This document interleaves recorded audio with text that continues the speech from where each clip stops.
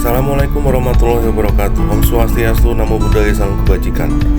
Hai guys, salam berjumpa lagi dengan saya Pak Ade dan keluarga dalam vlog vacation trip Pak Ade dan keluarga. Setelah dalam vlog sebelumnya tentang road trip to Bali dan Lombok yang telah Pak Ade selesaikan, dan dalam video tersebut Pak Ade berjanji akan membuat video log selanjutnya, yaitu vacation trip to the most wanted destination trip in the world, yaitu vacation trip to Japan atau Jepang.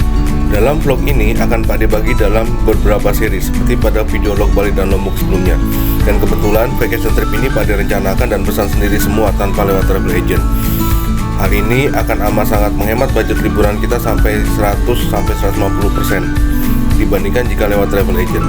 Sehingga dalam video log ini juga akan ada tip-tip dan trik-trik yang perlu dipersiapkan dan dikerjakan agar vacation trip to Japan murah, aman, lancar, selamat, dan menyenangkan. Dan yang paling penting bisa berkesan buat semua anggota keluarga, sehingga akan selalu dikenang dalam hidup mereka. Baiklah, kita tidak berburu lama-lama dan basa-basi akhirnya basi. Mari bersama-sama kita simak video lagi ini. Let's go guys. Trip ke Jepang ini Pak Ade laksanakan dari tanggal 16 Desember 2024 sampai dengan 31 Desember 2024, sekitar kurang lebih 14 hari full stay di Jepang. Dalam vlog berseri ini akan berisi tentang apa saja yang perlu kita persiapkan sebelum kita berangkat berlibur ke Jepang, dan yang paling penting adalah budget planning, sehingga saat berlibur kita tidak kedodoran atau kehabisan dana saat berada di negara yang kita tuju. Karena kalau sampai kehabisan dana itu akan sangat memalukan guys. Harga diri brother, respect.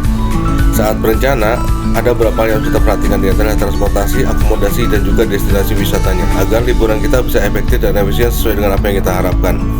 Untuk transportasi, Pak Ade memilih aplikasi Traveloka sebagai partner perjalanan. Untuk akomodasi dan destinasi wisatanya, Pak Ade memilih aplikasi Klook untuk menemani kami, karena setiap aplikasi punya spesifikasi dan benefitnya sendiri-sendiri. Nanti akan Pak Ade jelaskan kenapa Traveloka dan Klook yang Pak Ade pilih sebagai teman perjalanan Pak Ade sekeluarga. Yang pertama perlu kita ketahui saat akan berlibur ke negara lain adalah aturan masuk ke negara tersebut, baik itu tentang masalah imigrasi, clearance, maupun custom. Dalam hal ini kita perlu mempersiapkan visa. Dan untuk negara Jepang ini, bagi warga negara Indonesia sendiri dan memiliki paspor, kita cukup membuat JAVE saja, yaitu Japan Visa Extension System, yang bisa kita dapatkan secara online dan tidak dipungut biaya sama sekali alias gratis guys. Yang jelas akan sangat menghemat budget kita. Tapi ingat ya guys, JAVE ini cuma berlaku maksimal 15 hari saja dari sejak tanggal kita masuk ke Jepang. Jadi rencanakan secara matang ya guys. Untuk transportasi berangkat dan pulang, kita harus atur sedemikian rupa agar kita tidak overstay di Jepang menurut JAVE, yang akan menyebabkan kita bisa didenda yang jumlahnya akan sangat menguras kantong kita. Ada baiknya teman-teman traveler semuanya mengambil tiket PP, karena akan lebih murah dan lebih mudah untuk merencanakan perjalanan. Setelah urusan tentang JAVE selesai, kita juga perlu tahu tentang barang-barang apa saja yang boleh dan tidak boleh dibawa saat kita masuk ke negara Jepang. Karena kalau kita sampai membawa barang yang dilarang tersebut, maka akan membuat perjalanan kita bermasalah. Secara garis besar, ada beberapa barang yang tidak boleh dibawa saat berpergian ke Jepang, yaitu raw material seperti buah, daging, termasuk produk olahan dari daging tersebut, dan juga barang-barang yang terbuat dari bagian binatang, terutama binatang-binatang yang langka dan dilindungi, dan juga barang tiruan atau istilah kerennya barang KW. Pak Ade dan keluarga memutuskan untuk memakai Japan Airlines karena kebetulan Japan Airlines saat Pak Ade membeli tiketnya di bulan November 2024 sedang ada potongan harga, dan Pak Ade membeli tiket pesawat ini lewat aplikasi langganan Pak Ade keluarga, yaitu Traveloka, karena lebih mudah saat pemesanan. Dan Traveloka juga punya menu easy refund yang akan memudahkan kita untuk refund jika kita membatalkan tiket kita. Tapi sebaiknya jika mungkin kan kita pastikan dahulu tanggal keberangkatan kita, sehingga kita tidak perlu refund lagi. Karena walaupun isi refund, kita tetap saja mengalami kerugian karena kita akan kehilangan uang asuransi pengembalian tiket tersebut yang jumlahnya agak lumayan tinggi. Apalagi kalau kita harus membatalkan tiket lebih dari satu orang, angkanya akan bikin kantong kita tipis guys. Jadi tetap hati-hati sebelum memesan. Pak Ade sarankan kalau memesan tiket pesawat, kita lebih menggunakan pesawat yang langsung ke Jepang, ataupun kalaupun harus transit, kita memilih transit di Jepang saja, karena tidak perlu melewati beberapa negara dan menunggu untuk waktu yang cukup lama untuk transit, yang kadang-kadang peraturannya suka berubah-ubah, terutama untuk masalah visa. Dan trip kali ini Pak Ade mendapatkan tiket Jakarta Kansai Osaka dengan transit 6 jam di Bandara Narita dan Haneda Tokyo. Pak Ade mendapatkan tiket pesawat Japan Airlines pulang pergi Jakarta Jepang dengan harga kurang lebih 8 juta rupiah lewat aplikasi kesayangan kita Traveloka. Ada sedikit tips dari Pak D, kalau memang berniat akan mencari tiket pesawat, lebih baik dilakukan beberapa bulan atau bahkan 1 tahun sebelumnya, terutama dalam event travel fair yang biasanya diadakan secara offline. Untuk Japan Travel Fair sendiri di Indonesia biasanya diadakan antara bulan Juli sampai September. Untuk pastinya bisa di googling saja ya guys, karena dengan begitu pilihan tanggal penerbangannya akan lebih banyak dan harganya lebih jauh lebih murah.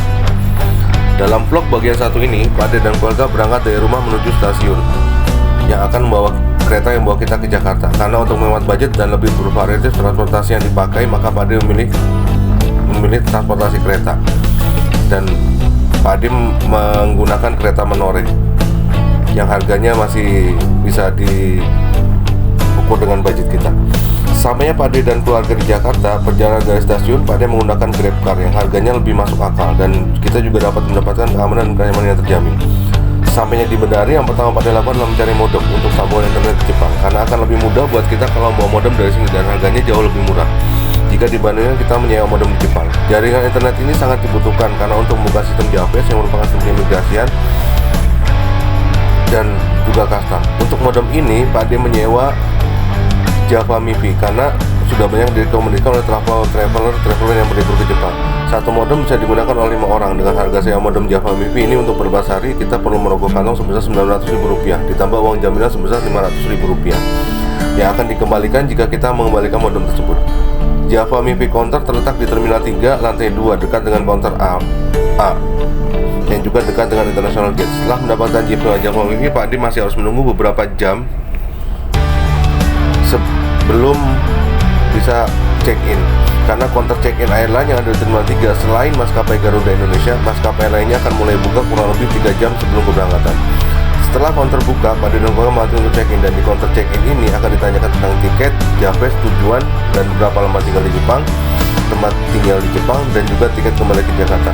Setelah proses check-in selesai, kita mulai masuk ke dalam melewati proses scanning komponen imigrasi. Agar lebih mudah saat proses scanning, jangan lupa untuk membagi barang bawaan kita antara yang masuk kabin dan masuk bagasi. Aturan tetapnya, semua cairan di atas 100 ml, benda tajam seperti buku, gunting, dan lain-lain akan masuk bagasi, sedangkan barang elektronik dan baterai, powerbank, dokumen penting yang kita bawa masuk kabin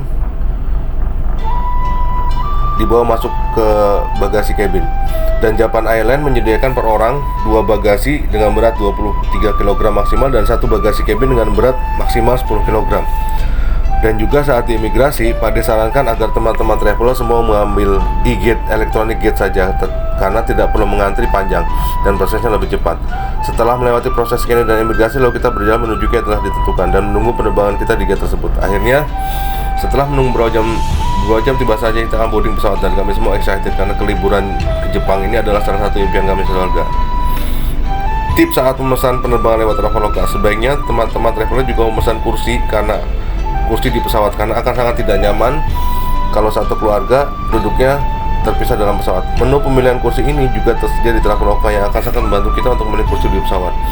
Review Pak D untuk Japan Airlines adalah 7 dari 10 untuk pelayanan, kenyamanan maupun makanan. Ada baiknya waktu perjalanan yang cukup panjang ini kita gunakan untuk istirahat atau tidur, karena saat tiba di Jepang kita akan banyak melakukan aktivitas fisik.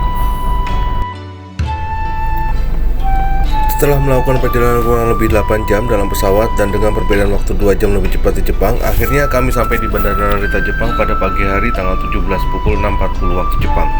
Karena sebelumnya kami sudah mempersiapkan untuk proses imigrasi dan custom, dan dengan bantuan sinyal internet yang kuat dari Java MIFI, maka kami dapat melewati fase ini dengan mudah. Proses imigrasi dan custom ini akan dilengkapi dengan dibukanya stempel pada paspor kita yang akan berguna saat kita jalan-jalan di Jepang. Karena dengan adanya stempel pada paspor kita, maka kita bisa mengklaim tax refund yang jumlahnya akan cukup lumayan untuk mengurangi budget kita. Jadi pastikan kita mendapatkan stempel ini terpasang dalam paspor kita ya guys, seperti contoh gambar paspor yang ada dalam video ini. Setelah melewati proses imigrasi dan custom memakan waktu kurang lebih 1 jam, selanjutnya yang akan kita cari adalah penukaran uang, kartu telepon, dan kartu transportasi atau IC card.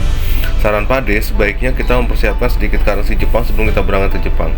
Tapi sebetulnya di Jepang juga kita dengan mudah mendapatkan tempat penukaran atau ATM yang berlogo Mastercard atau Cirrus. Tapi Pak D sarankan untuk mendapatkan currency Jepang, sebaiknya kita menggunakan ATM saja dibandingkan dengan tempat penukaran uang, karena akan lebih menguntungkan dengan menggunakan ATM dibandingkan dengan money changer. Dan saat pengambilan ATM juga sebaiknya kita menggunakan tukaran pilihan dengan currency Jepang karena akan lebih menguntungkan. Untuk pengambilan uang ATM yang Pak Ade sarankan adalah ATM berlogo 7-Eleven karena penukarannya lebih baik dari ATM yang lainnya. Hal ini sudah Pak Ade survei sebelumnya dan juga referensi dari beberapa YouTuber yang lain. Karena jauh hari Pak Ade sudah memiliki currency Jepang, maka selanjutnya yang Pak Ade lakukan adalah mencari kartu transportasi atau istilah kerennya adalah di Jepang adalah IC card. Dari pintu keluar imigrasi, teman travel semua tinggal belok kiri, temukan gate B lalu turun ke bawah. Di bawah nanti akan ada kantor GSI Central, KCI Transporter dan juga ATM. Untuk IC card sendiri ada beberapa macam dan yang paling populer adalah Suica, Pasmo, Ikoka atau Ikoka. Tapi bagi traveler yang transit di Bandara Narita, IC card yang tersedia adalah Suica dan Pasmo. Sedangkan Ikoka hanya bisa teman-teman travel dapatkan di Bandara Kansai, Osaka. Suica bisa teman-teman dapatkan di kantor JRIS dan untuk Pasmo teman-teman bisa dapatkan di kantor KCI Transportation. Tapi waktu pada Jepang sepertinya mereka hanya menyediakan IC card Welcome Suica yang masa berlakunya hanya 28 hari, sedangkan Suica atau Pasmo memiliki masa berlaku 10 tahun. Akhirnya Pak Ade dan keluarga memilih Pasmo yang masa berlakunya lebih lama. Dan untuk anak di bawah umur 12 tahun mereka masih bisa memiliki Pasmo dengan tarif anak yang tarifnya lebih murah dari Pasmo untuk dewasa. Untuk Pasmo ini teman-teman bisa dapatkan di kantor KCI Transportation. IC card ini juga bisa digunakan untuk membeli item di 7-Eleven, vending machine dan beberapa swalayan kecil lainnya. Dan sekedar informasi bahwa antara Suica, Pasmo dan Ikoka itu sama saja penggunaannya. Yang membedakan hanya wilayah mengeluarkan saja. Dan setelah mendapatkan kartu Pasmo, kami melanjutkan perjalanan dari Bandara Narita ke Bandara Haneda menggunakan kereta karena kami harus melanjutkan perjalanan kami lagi ke Osaka sesuai dengan tiket. Perlu teman travel ketahui bahwa transportasi yang paling mudah dan murah di Jepang adalah bis dan kereta. Tetapi teman-teman traveler jangan khawatir atau kebingungan karena naik bis atau kereta di Jepang ini sudah terintegrasi dengan Google Map, sehingga baik jurusan, platform, jam tiba dan berangkat serta tarif sudah tercantum lengkap dalam Google Map. Tinggal kita mengikuti saja petanya di Google Map. Dari Bandara Narita ke Haneda menempuh sekitar 1 jam dengan kereta. Sampainya kami di Bandara Haneda, kami pun menunggu lagi untuk keberangkatan ke Kansai Osaka. Dan di sini pun kami harus check-in bagasi lagi karena bagasi kami tidak otomatis pindah dari Bandara Narita ke Haneda. Setelah menunggu beberapa jam, akhirnya saatnya tunggu pun datang juga untuk melanjutkan perjalanan kami ke Kansai Osaka. Penerbangan ke Osaka ini ditempuh kurang lebih 2 jam dan setibanya kami di Bandara Osaka, pertama yang kami lakukan adalah mencari tempat sholat. Dan di Bandara Osaka ini sepertinya lebih mengakomodir bagi umat muslim yang akan melaksanakan sholat. Prayer room ini letaknya di lantai 3 yang tidak bisa diakses dengan elevator, hanya bisa diakses dengan lift saja. Dan di lantai ini juga menyediakan ruang buat istirahat yang disewa per jam dan bisa dipakai untuk beberapa orang dalam satu ruangan, yang sangat cocok bagi teman traveler yang bepergian dengan keluarga dan hanya butuh beberapa jam saja untuk transit, sehingga tidak perlu menyewa hotel yang budgetnya lebih mahal. Setelah selesai sholat, kami pun lanjutkan perjalanan menuju Namba Osaka menggunakan kereta yang akan melewati pemandangan yang indah, karena jalur kereta ini akan melewati laut dengan pemandangan latar belakang perbukitan yang indah. Perjalanan menuju Namba ini ditempuh sekitar 1 jam saja. Setibanya di Namba, kami pun melanjutkan perjalanan ke Dotonbori Market, Shinsaibashi Suji dan tidak lupa kami pun mengabadikan momen di tempat ini dengan berfoto di sekitar pintu masuk Shinsaibashi Suji dan juga berfoto di depan poster pelari Glycosine yang merupakan poster ikonik di wilayah ini. Dan perjalanan kami dilanjutkan dengan makan malam di Halal Ramen Naniwiya yang terletak di sekitar daerah tersebut. Halal Ramen Naniwiya adalah salah satu tempat makan ramen yang halal yang ada di Osaka dan dikelola oleh orang asal Indonesia yang sudah lama bermukim di Osaka. Dan ini adalah kali pertamanya kami menikmati ramen asli langsung di Jepang. Setelah selesai makan malam, kami akan melanjutkan perjalanan menuju Tokyo kembali karena sesuai rencana kami akan mulai liburan ini dengan menikmati kapital sejauh Jepang terlebih dahulu, yaitu Tokyo. Perjalanan ke Tokyo dari Osaka ini bisa ditempuh dengan kereta cepat atau Shinkansen dengan budget kurang lebih 10.000 yen per orang dengan waktu tempuh sekitar 2,5 jam. Namun kereta ini hanya terbatas sampai tengah malam saja karena di Jepang berlaku juga jam malam, artinya transportasi umum hanya terbatas sampai maksimal tengah malam saja. Atau perjalanan bisa dilakukan dengan bis malam dengan waktu tempuh sekitar 8 jam dengan budget antara 3.000 yen sampai dengan 10.000 yen tergantung bis yang akan dipakai. Baik tiket Shinkansen ataupun bis bisa teman-teman travel dapatkan di area aplikasi Klook, karena aplikasi Klook sangat lengkap pilihannya dari mulai hotel sampai dengan atraksi-atraksinya dengan harga yang lebih murah dibanding dengan aplikasi yang lainnya. Sesuai dengan pengalaman Pak di aplikasi Klook adalah aplikasi terbaik untuk memesan hotel atau atraksi bagi teman traveler yang ingin berlibur di wilayah Asia. Sesampainya di stasiun Shinjuku Tokyo, kami langsung menuju Hotel Hanabi yang telah kami pesan sebelumnya juga dari aplikasi Klook. Dan Hotel Hanabi ini adalah hotel yang sederhana namun sangat nyaman dengan pelayanan yang ramah dari resepsionisnya. Kamar yang kami pesan adalah kamar bertipe tradisional Jepang dengan tatami untuk kapasitas 4 orang. Tapi kami bersyukur karena kami berlima tidak dikenakan biaya tambahan oleh resepsionisnya. Mungkin karena kami satu keluarga dan satu orang di bawah umur 12 tahun, jadi tidak dikenakan biaya tambahan. Hari pertama di Tokyo ini kami berencana akan ke Meiji Jingu Shrine Temple yang masuknya tidak dipungut biaya alias gratis, dan dilanjutkan dengan berjalan-jalan di Harajuku Street yang merupakan pusatnya fashion di Jepang yang letaknya tidak jauh dari Meiji Temple. Dan destinasi kedua kami adalah Shibuya Sky Tower yang merupakan salah satu destinasi wajib yang harus dikunjungi di Tokyo karena ini adalah salah satu tempat ikonik di Tokyo, terutama untuk teman-teman traveler yang suka berfoto ria.